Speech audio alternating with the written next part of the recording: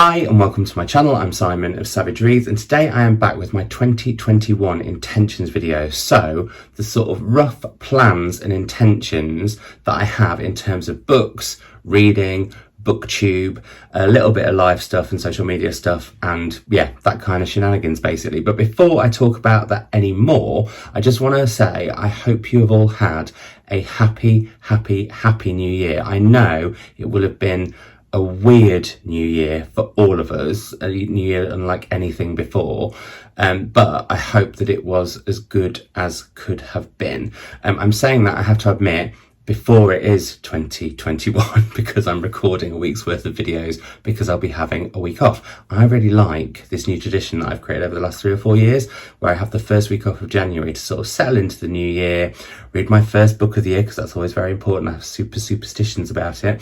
Yeah, just kind of settle in, I guess, and sort of formalize any plans that I have, and I don't know, get mind maps out and all sorts. Have maps. I mean, that sounds like it's not a week off. That sounds like it's work, but hey, it relaxes me. It works for me. So there's that. I hope you had the happiest of New Years. Now, I'm doing intentions because resolutions don't work for me, because I invariably break them. Then I beat myself up about breaking them, and I don't think that's good for me.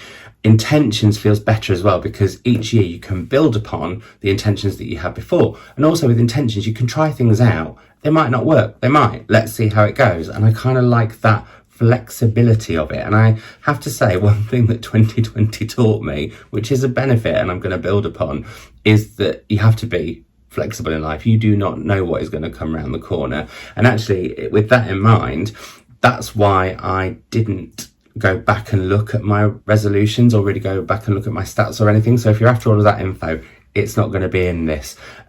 So there we go. Now, before I go into sort of my books and reading and YouTube and all that intentions, my overall intention for 2021 came about when I was having a conversation with Tessa, who is my project coordinator at my day job. And she was saying like that my sort of attitude had shifted, not in a bad way. I hadn't been reading anything, but she was like, oh, you just seem a bit like more on it, or what's the word, direct, I guess. And my response was, well, Tess, I have just decided that in 2021 it's going to be a year of being calmer, being kinder, but absolutely no fuck-aroundery. And I'm sticking to that. And what's been really lovely is, I have to mention this, is the lovely Ali Parry made me a fuck-aroundery bag. Now, 2021 is about no fuck-aroundery, but what I'm going to do is put all of my fuck-aroundery from any time before 2021 into this bag and put it away, and that's it. No more fuck-aroundery. I've said that a lot now. And yeah, my Chris, when I told him about this, Chris said, but your sort of bullshit tolerance is really low anyway. And I was like, well, it's going to be even lower. So that's something that has kind of come out of 2020 and is quite positive. And I'll talk about that more in a video that I'm going to be doing on 21 things I would like to do in 2021. And would like to do is really key, because it's not things I have to do. It's not things I need to do. It's not things I want to do, because I think want can be a little bit dangerous, but things that I would like to do. If they happen, they happen. That's brilliant. If they don't, they don't. And that's fine too. Or if they change, or if they develop, or whatever. So that's just kind of an overall. Now, with that in mind, let's talk about my bookish intentions and my reading intentions for 2021. So I have notes, and I have to hold a pen when I can't hold a book, because otherwise I'm all over the place and I go on tangents enough as it is. I can't believe we're in 4 minutes. I thought I'd have done that in 2.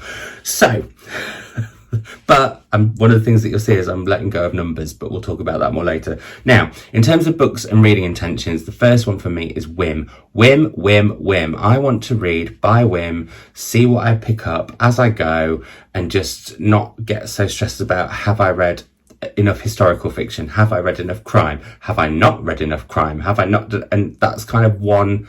I want to let go of all of that. Now, I will be doing the brilliant Sophia Paul in the Pages spreadsheet this year, because I didn't last year, and maybe that's where it all went wrong. But I'll link her video where she gives the Excel. It should be up by the time this has gone live. Because it's really helpful. But I want to kind of use that, I suppose, as a subconscious guide as I log things, rather than me feeling like I have to fit any tick boxes of which books I've read and why, because I've done that before, and it links into something that I'm going to come to later, because I actually think in trying to force myself to read in certain ways, even within a whimish parameter, it doesn't actually help my reading, and it means that I will have sort of reading blocks and funks and all that. So that's something that I'm just aware of. Same as if I read too much of the same of something, it happens then.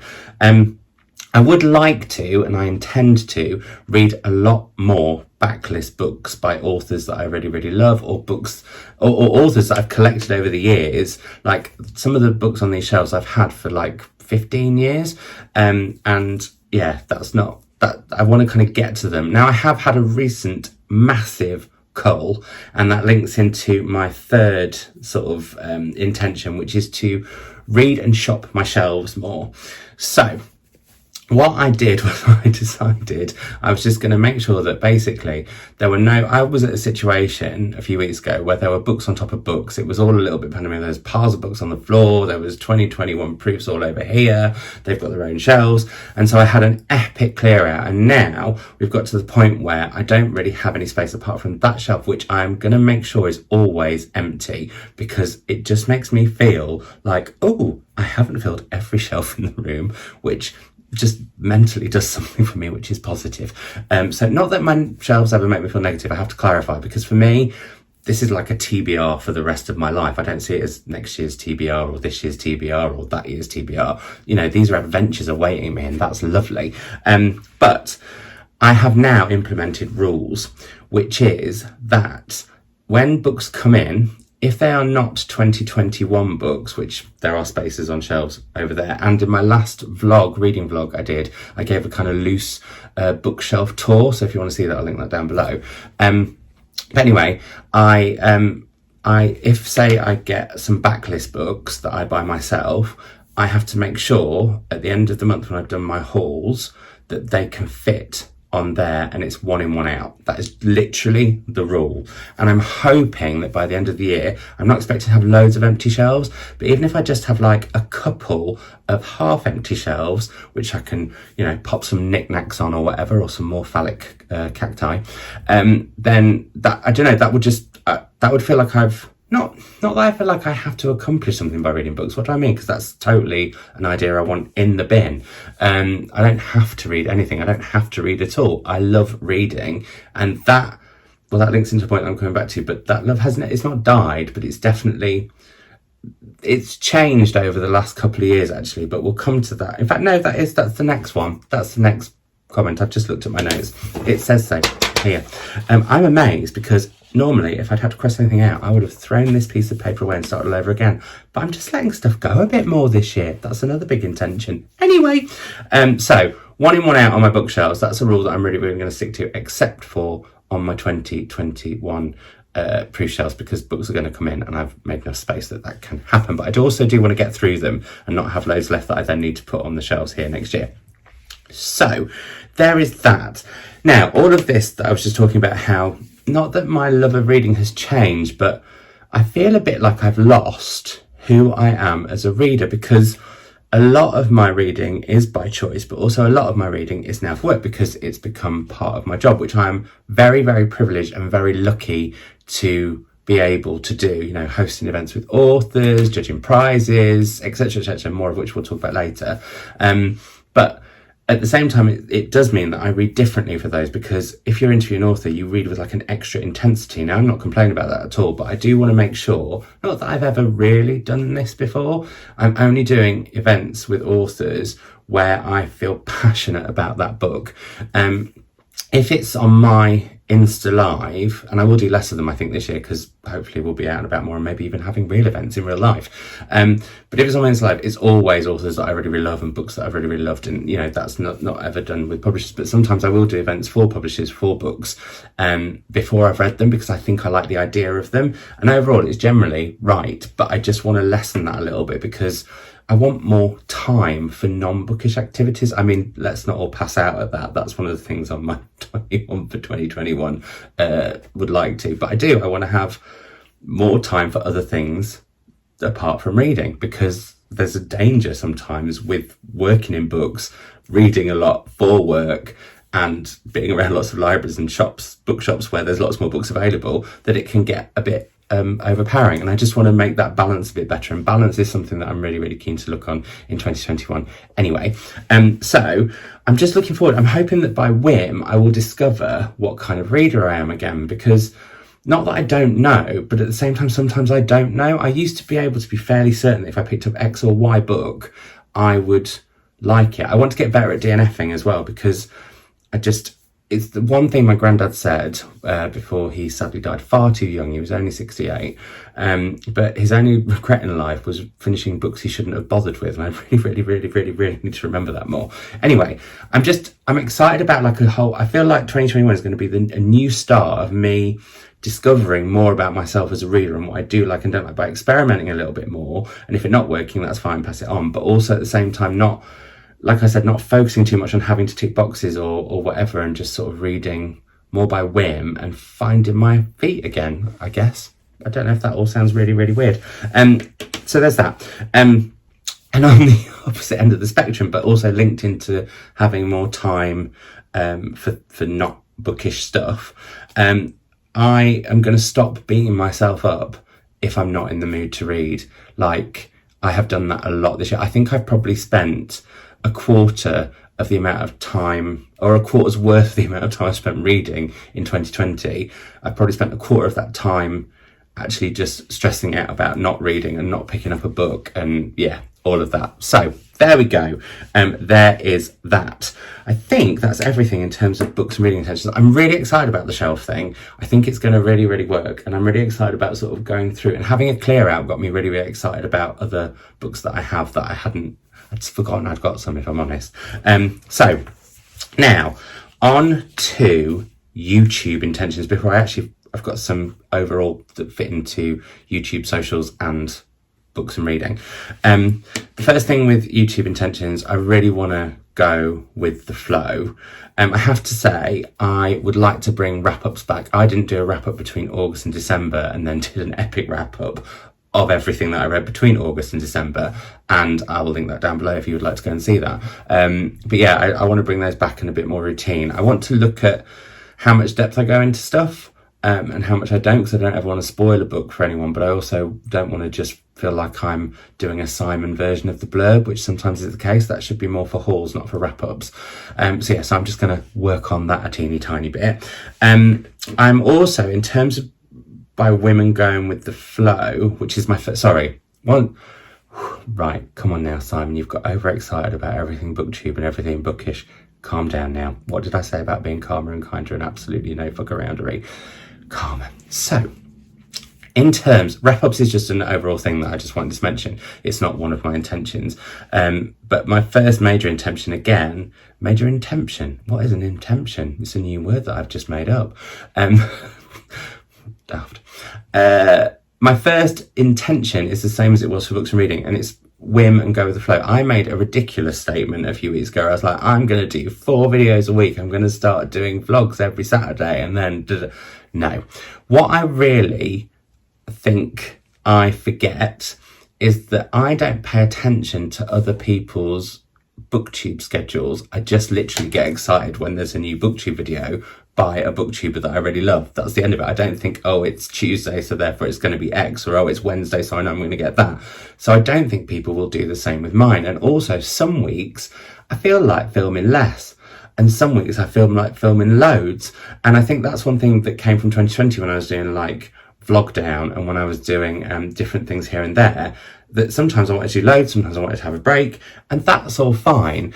I think it will make me more spontaneous in the content that I make, probably make me more creative, as it were. Because yes, when I did say this actually, that when I was doing daily vlogs, it gave me focus and a schedule, and that was really good for me, especially when I was shielding.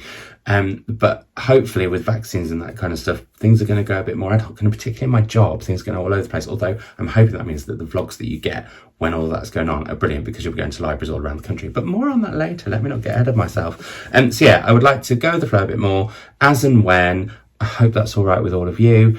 The only thing I will say is I am going to stick to the weekly vlog being on a Saturday.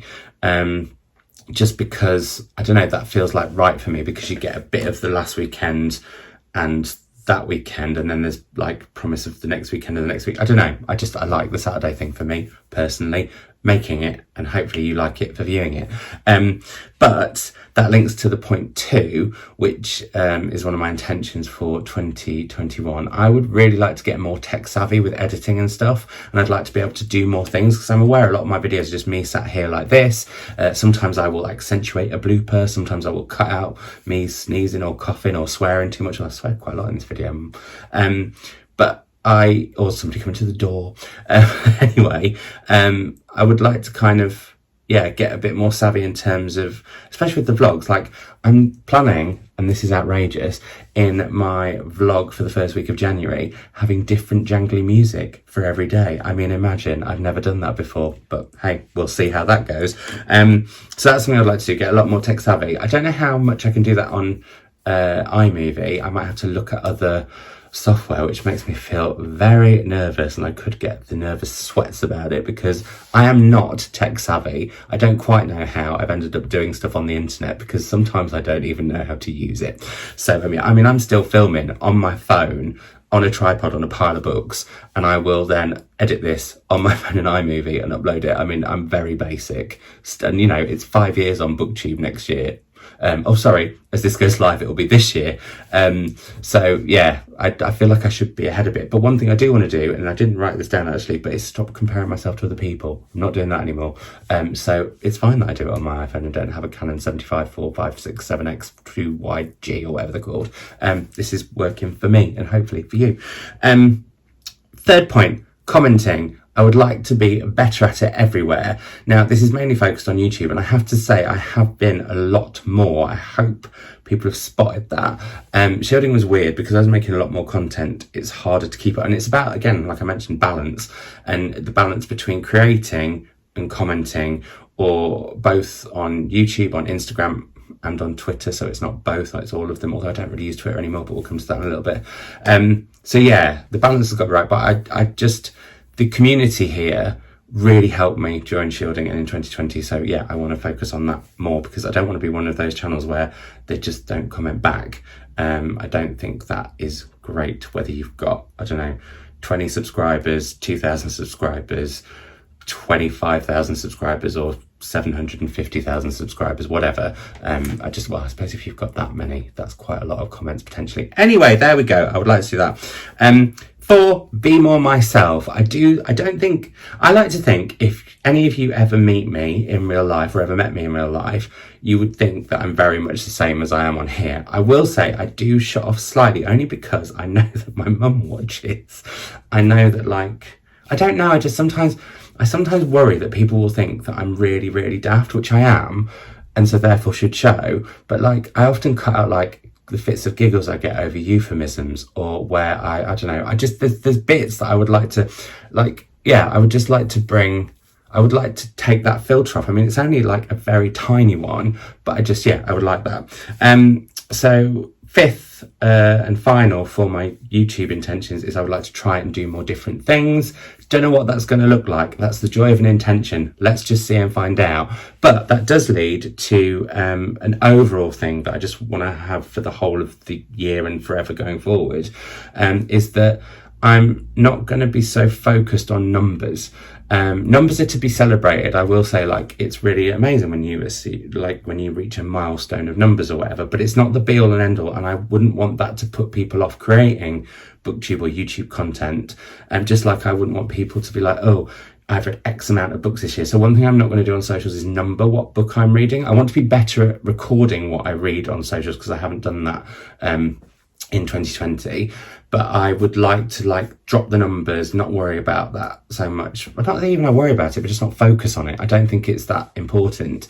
And just, celebrate some milestones, but not also be fixated or focused on it. I just don't think it matters. I think that's a message that we all need.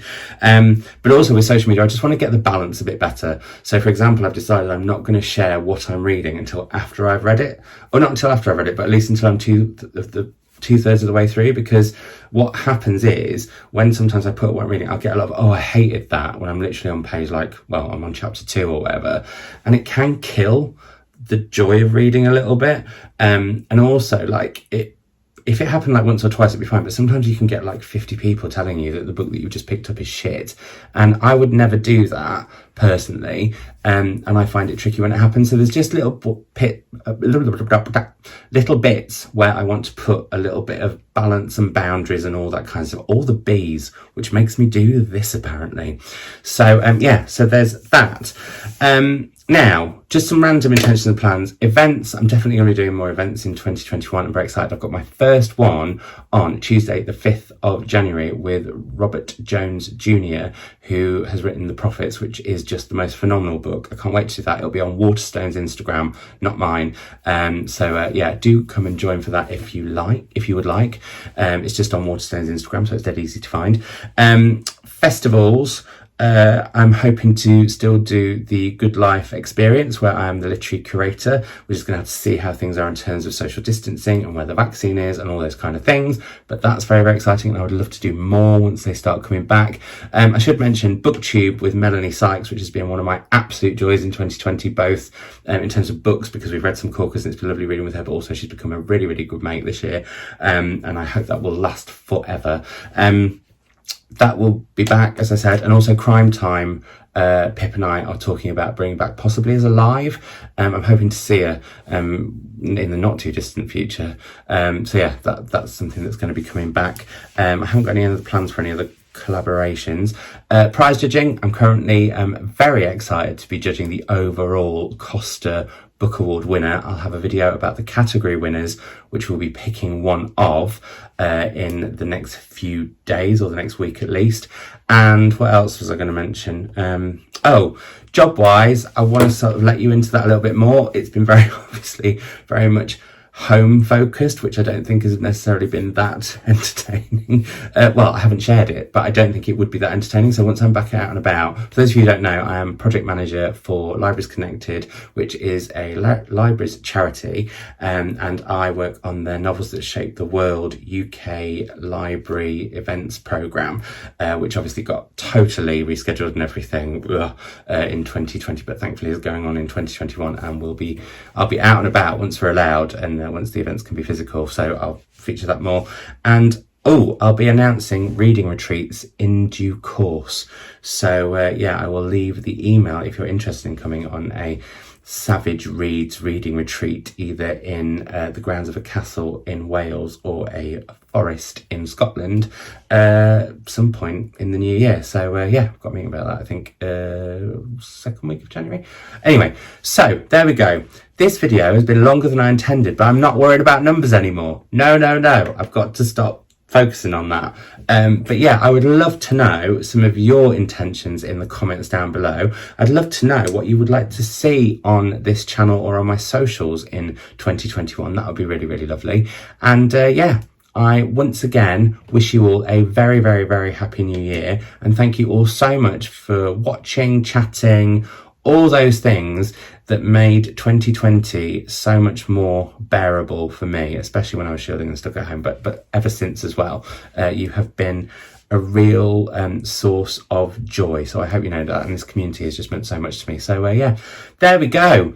Here's to 2021. I'll see you all soon. Bye.